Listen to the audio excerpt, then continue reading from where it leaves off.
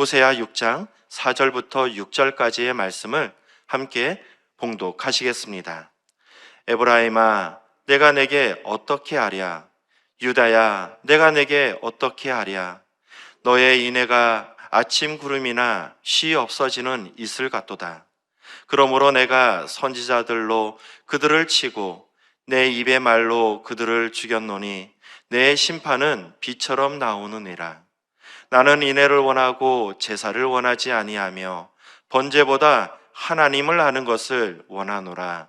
아멘.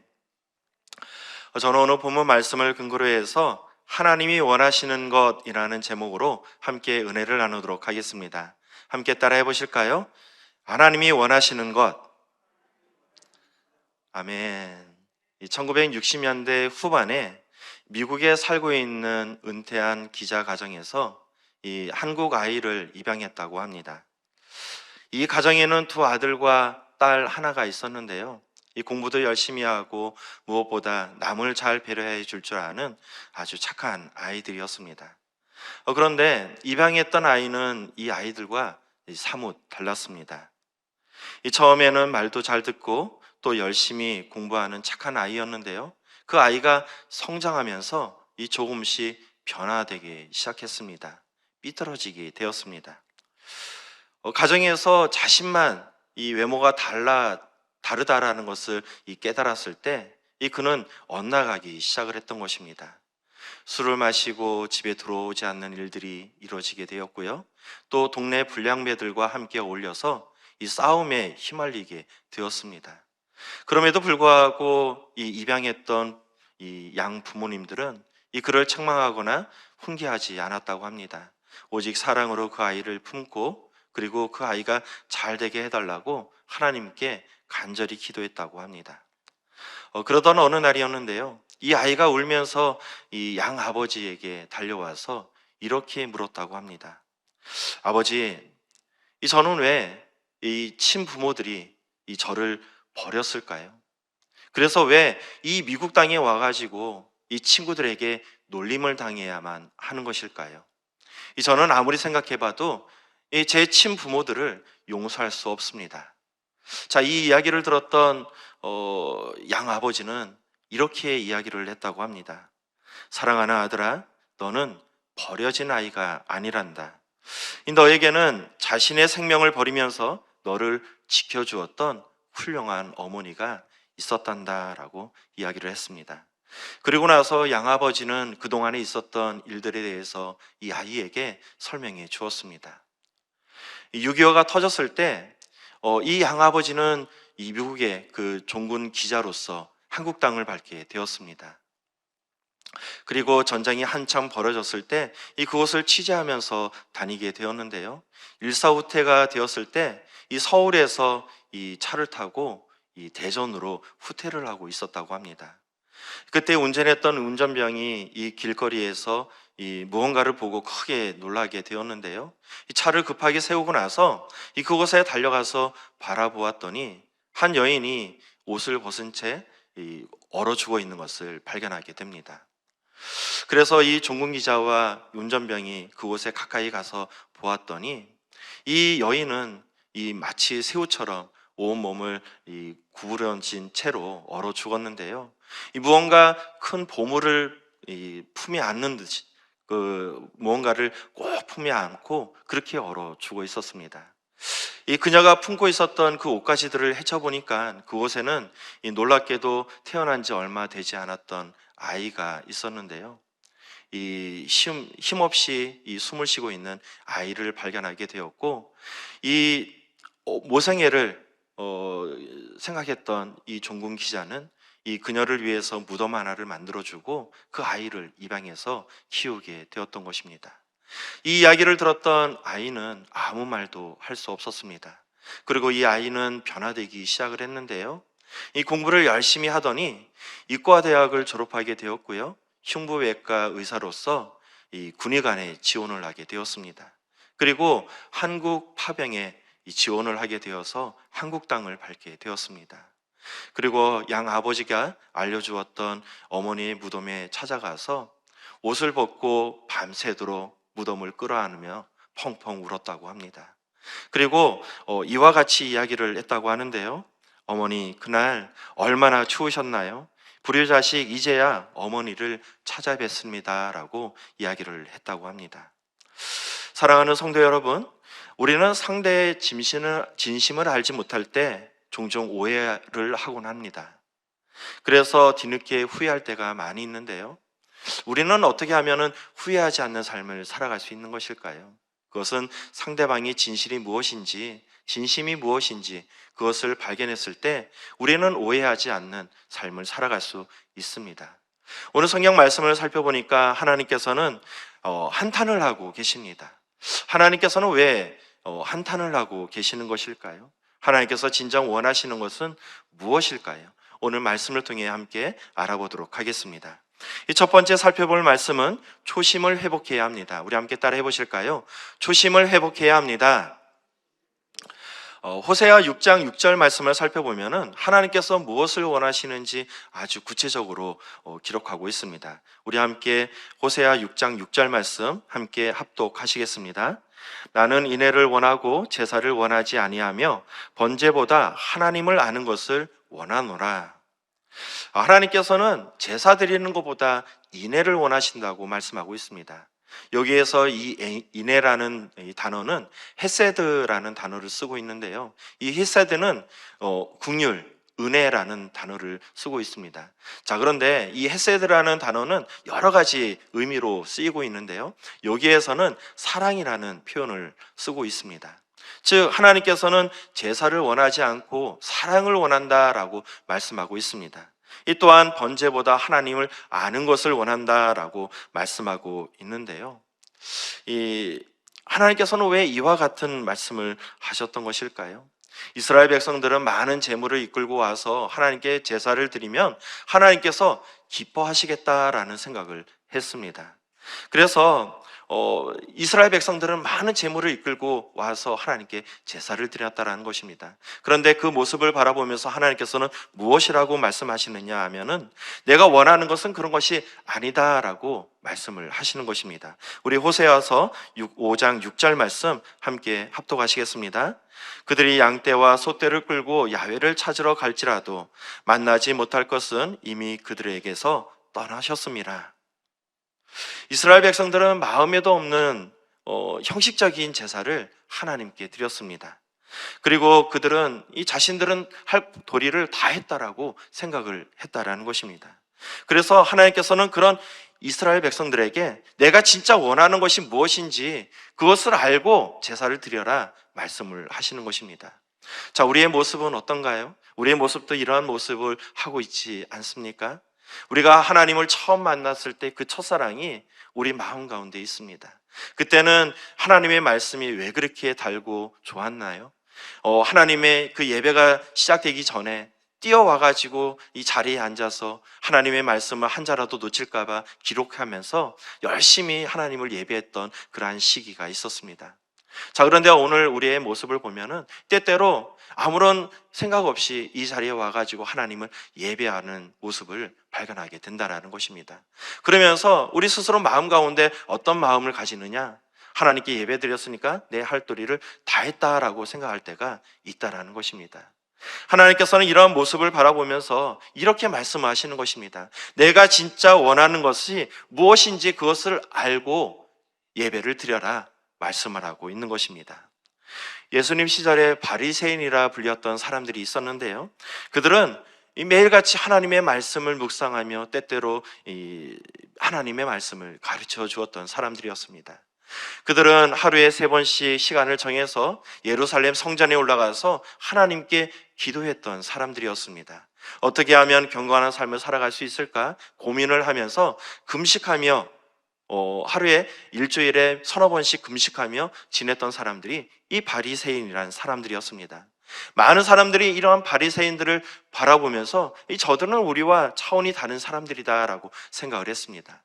그리고 그들의 신앙을 인정해 주면서 그들을 존경했습니다. 그리고 진심으로 그들을 칭찬했습니다. 자, 그런데 예수님께서는 뭐라고 말씀하시느냐? 우리 마태복음 23장 33절 말씀 함께 합독하시겠습니다. 뱀들아, 독사의 새끼들아, 너희가 어떻게 지옥의 판결을 피하겠느냐? 이해할 수가 없습니다. 하나님의 말씀을 매일같이 묵상하며 하나님의 말씀을 암송하고 있습니다. 성전에 올라가서 매일같이 하나님께 기도하고 있습니다. 어떻게 하면 경건한 삶을 살아갈까 고민하면서 금식하며 하나님께 나아갔던 자들이었습니다.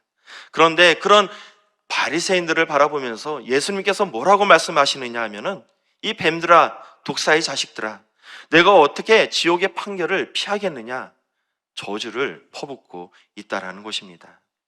여러분, 예수님께서는 왜 이 바리새인들에게 이러한 저주를 퍼부으셨던 것일까요? 여러분, 바리새인이라는 뜻은 분리된 자라는 뜻을 가지고 있습니다. 자, 그렇다면 바리새인들은 무엇에서 분리된 사람들을 말하는 것일까요? 이 바리새인의 유래에 대해서 여러 가지 설이 있는데요, 그 중에서 오늘 한 설에 대해서 같이 은혜를 나누도록 하겠습니다. 주전 2세기에 안토니오쿠스 4세라는 왕이 이 온 유대를 다스리게 되었습니다. 이 안토니오쿠스 4세는 스스로 신이 되기를 원했습니다. 그래서 자신의 이름을 에피파네스라는 이 이름으로 바꿔 부르게 했는데요, 이 에피파네스라는 뜻은 어떤 뜻을 가지고 있냐면 신의 현현이라는 뜻을 가지고 있습니다. 즉, 신인데 육신의 몸으로 이 땅에 온 신, 내가 바로 그 신이다라고 이야기를 했던 것입니다. 그래서 이 에피파네스가 다스리는 모든 나라에 이 자신을 신으로 숭배하라고 이 공표를 내리게 되는데요, 그런데 이 유대인들은 그 말씀에 순종할 수 없었습니다. 왜냐하면 유일신 야훼 하나님을 섬겨야 했기 때문입니다. 그래서 이 에피파네스는 유대 종교를 말살하려고 하는 정책을 세우게 됩니다. 그래서 이 세 가지 이 금지령을 이 유대 지역에 선포하게 되는데요, 이 첫 번째는 안식일을 지키지 못하게 법령을 내리게 됩니다. 이 자료에 따르면은 이 안식일을 지키기 위해서 무려 1000명이라는 사람이 그 자리에서 목숨을 잃었다고 합니다. 두 번째는 이 사내 아이에게 할례를 주지 못하는 법령을 내리게 되었는데요, 만약에 이 할례를 하다가 걸리게 되면은 그 아이를 눈에 이 부모가 보이는 곳에서 아이를 죽인 다음에 밧줄로 꼭꼭 묶어서 그 아이를 부모의 목에 걸었다고 합니다. 그리고 모든 사람들이 다 보는 길목에 십자가를 만들고 거기에 이 부모를 처형했다고 합니다. 이 또한 세 번째는 이 하나님의 말씀이 기록되어 있는 모세오경이 기록되어 있는 율법서를 소지하거나 읽지 못하는 그러한 법령을 내리게 했다고 합니다. 이 경건한 유대인은 이런 에피파네스의 정책에 동의할 수가 없었습니다. 그래서 제사장 마티아가 이끄는 마카비 혁명에 동참하게 되는데요, 이 경건한 이 유대인들이 그곳에 동참하면서 에피파네스의 반기를 들게 됩니다. 이런 오랜 게릴라전을 통해서 서로 계속적으로 싸움을 하게 되는데요, 어느 전쟁에서 이 에피파네스가 그곳에서 전투를 치르다 전사를 하게 됩니다. 그러고 나서 이제는 이 종교의 자유가 유대 땅에 임하게 되는데요, 그때 이 마카비 혁명을 이끌었던 사람들 중에서 두 부류의 사람들이 생기게 되었습니다.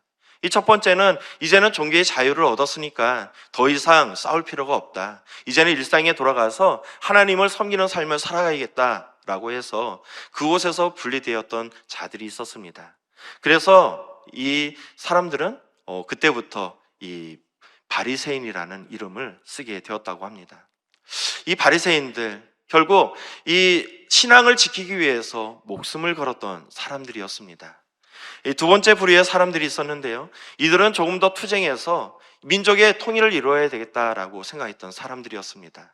그 정신이 예수님께서 활동하던 시대까지 이어지게 되었는데요, 우리는 그 사람들을 뭐라고 부르냐 하면은 열심당원, 젤롯당이라고 부르게 됩니다. 즉, 바리새인들, 그들은 신앙을 지키기 위해서 목숨을 걸었던 사람들이었습니다. 이 처음에는 신앙을 지키기 위해서, 오직 신앙을 위해서 목숨을 걸었던 사람들이었는데요, 안타깝게도 시간이 지나면서 그들의 모습은 변질되어 가게 되었다라는 것입니다. 그들에게 향했던 인기와 그러한 존경은 그들을 타락시켜 버렸습니다. 이들은 누구보다도 메시아의 도래에 대해서 고민하고 기도했던 사람들이었습니다. 메시아를 보내달라고 하나님께 간절히 기도했던 사람들이 바로 이 바리새인들이었다라는 것입니다. 자, 그런데 진짜 메시아였던 예수님께서 이 땅에 오셨음에도 불구하고 그들은 메시아인 예수님을 받아들일 수 없었습니다. 그래서 예수님을 배척하고 또 예수님을 어떻게 하면 죽일까, 그것을 모의하는 것을 바라볼 수 있습니다. 여러분, 이 바리새인들은 진짜 예수님께서 메시아라는 것을 몰랐기 때문에 이와 같이 핍박하고 또 죽이려고 했었던 것일까요? 그렇지 않은 것 같습니다. 왜냐하면 하나님의 말씀을 잘 알지 못하던 이 서민들조차도 예수님께서 행하시는 그러한 기적을 바라보면서 구약의 율법 선지자들이 했던 말씀을 떠올렸다라는 것입니다. 그래서 다윗의 자손이여라고 이야기를 하면서 메시아로 인정하는 것을 바라볼 수 있습니다. 이 또한 바리새인이면서 또 산헤드린 공의의 회원이었던 이 니고데모는 이 바리새인들의 눈을 피해서 한밤중에 예수님께 찾아가 질문을 하는 것을 바라볼 수 있습니다.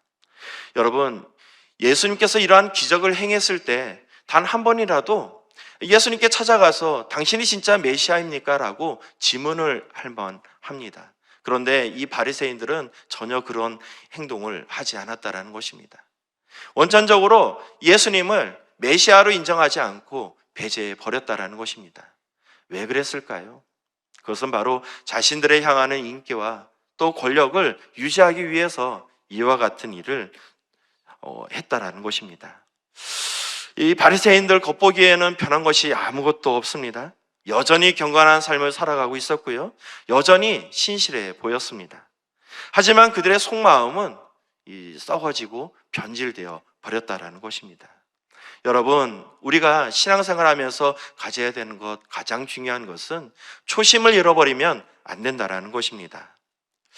이 세상 사람들이 아무리 칭찬하고 또 신앙을 믿음이 좋다라고 이야기한다 할지라도 정작 하나님께서 우리의 신앙을 인정하지 않고 우리의 믿음을 인정하지 않는다면 그것은 무슨 소용이 있겠습니까? 우리의 모든 노력은 아무런 수고가 없는 것입니다. 오늘 이스라엘 백성들은 하나님을 처음 만났던 그 첫사랑을 잃어버리게 되었습니다. 그 마음 가운데 세상이 가득하게 되었고요, 그로 인해서 형식적인 예배를 하나님께 드리게 되었다라는 것입니다.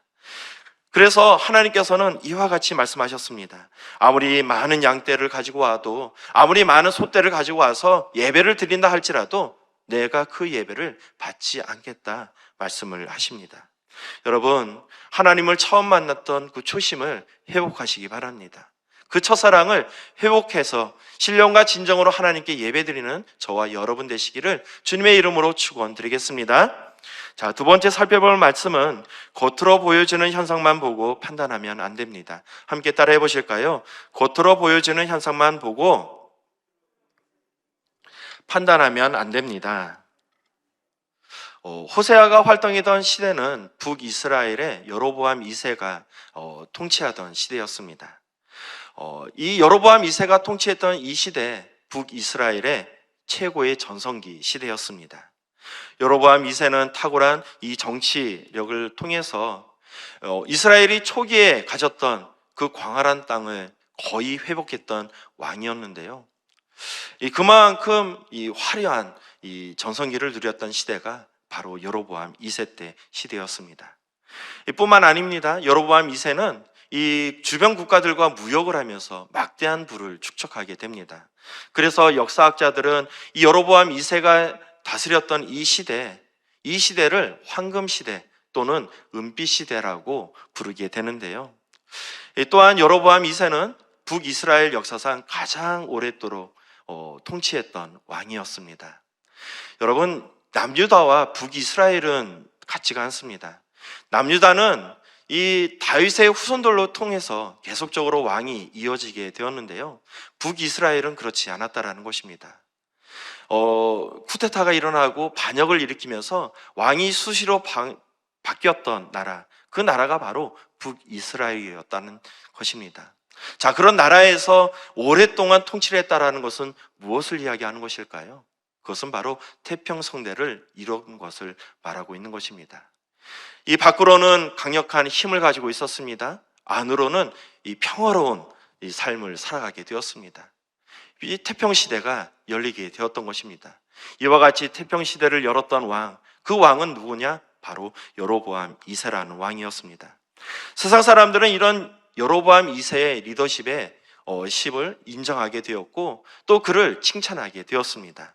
자, 그렇다면 하나님의 평가는 어땠을까요? 우리 열왕기하 14장 24절 말씀 함께 합독하시겠습니다. 야훼 보시기에 악을 행하여 이스라엘에게 범죄하게 한 느밧의 아들 여로보암의 모든 죄에서 떠나지 아니하였더라.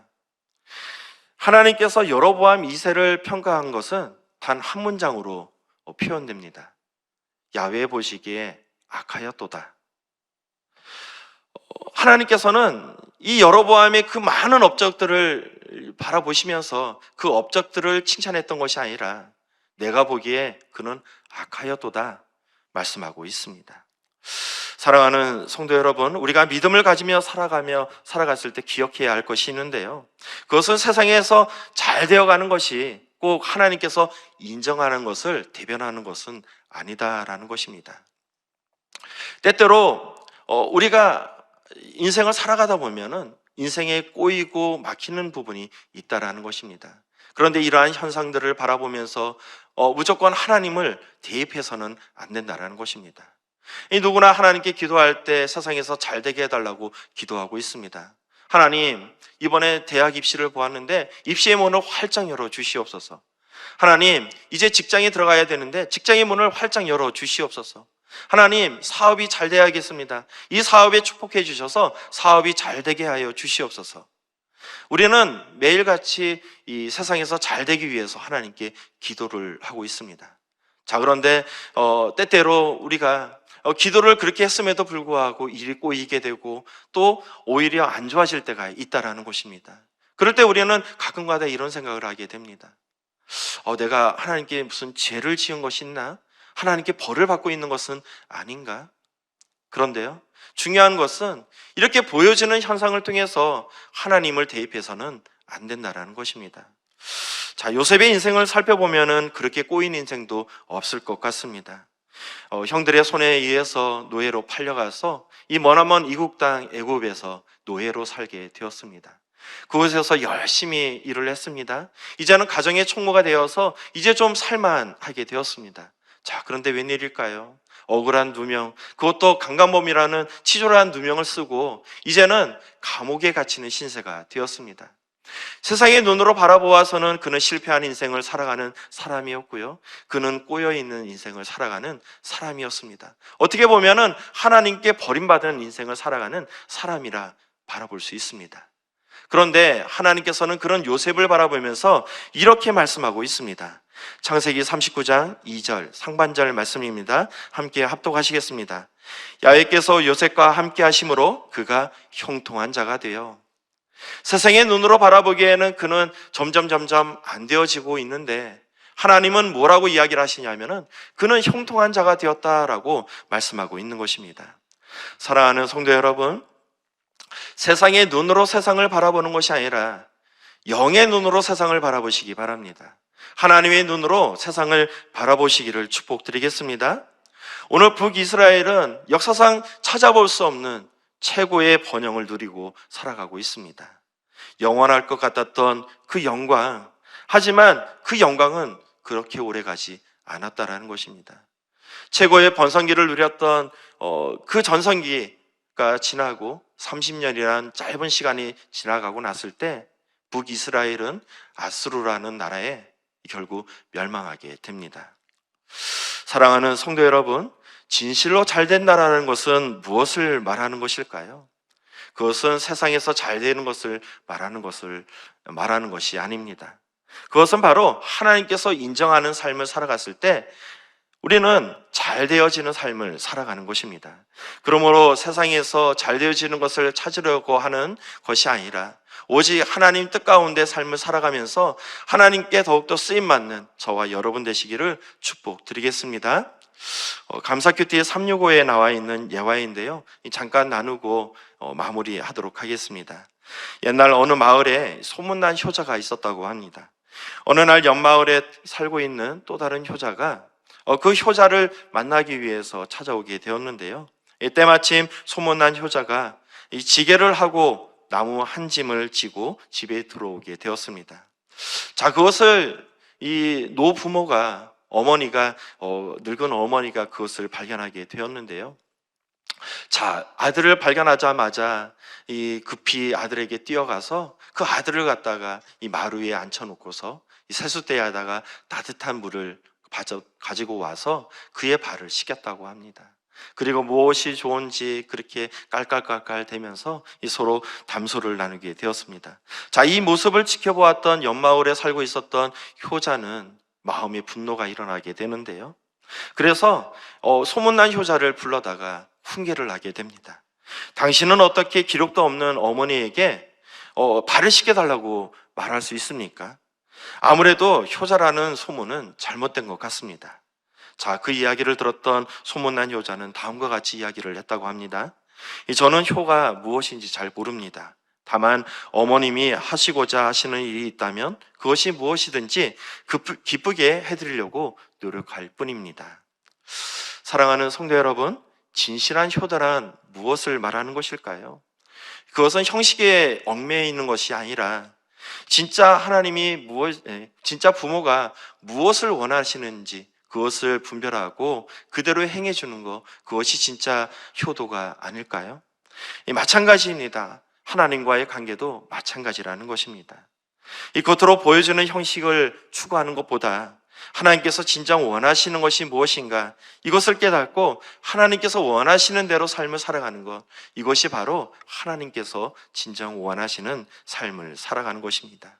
언제나 초심으로 돌아가 하나님을 섬기며 또 하나님 눈으로 세상을 바라보며 그로 인해서 하나님 보시기에 합당한 삶을 살아가는 저와 여러분 되시기를 축복드리겠습니다. 그래서 매일같이 하나님께 쓰임받는 저와 여러분 되시기를 주님의 이름으로 축복드리겠습니다. 아멘. 기도하시겠습니다. 사랑과 은혜가 충만하신 으로 가신 아버지 하나님, 하나님을 처음 만났던 그 첫사랑이 회복되기를 원합니다. 매일 기쁨으로 하나님을 찬양하게 하여 주시옵고 매일 설레이는 마음으로 하나님을 예배하는 삶을 살아갈 수 있도록 축복하여 주시옵소서. 한 번뿐인 인생 살아갈 때 하나님께 쓰임받는 인생 살아가길 원합니다. 하나님께서 인정하는 삶을 살아가게 하여 주시옵고 마침내 하나님께 칭찬받는 우리가 되게 하여 주시옵소서. 오늘도 미국에서 귀한 사역을 감당하고 계시는 우리 이영훈 대표 총회장님, 우리 황선우 담임 목사님 함께하여 주시옵소서.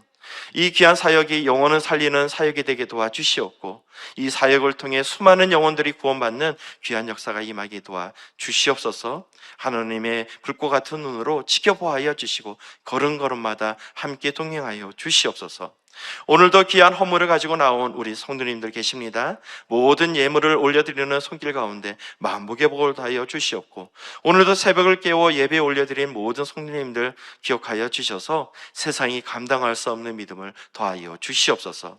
그리하여 하나님께 더욱더 쓰임받는 우리가 될 수 있도록 축복하여 주시옵소서.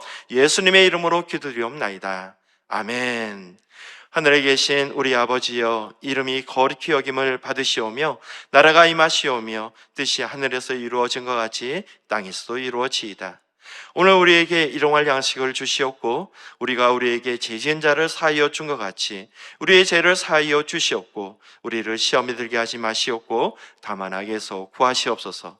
나라와 권세와 영광이 아버지께 영원히 싸움나이다. 아멘. 할렐루야. 귀한 말씀을 허락하신 우리 하나님께 영광의 박수 올려드리겠습니다. 자, 이 시간 우리 함께 기도하는 시간입니다. 나라와 민족을 위해서 기도해 주시고 오늘도 미국에서 귀한 사역을 감당하고 계시는 우리 이영훈 대표총회장님, 우리 황선우 담임 목사님 귀한 사역을 위해서 함께 기도해 주시기 바랍니다. 또한 성령 충만을 위해서 기도해 주시고 오늘 말씀 선포되어진 말씀을 생각하면서 우리 주여 삼창하시고 함께 기도하시겠습니다. 주여, 주여, 주여.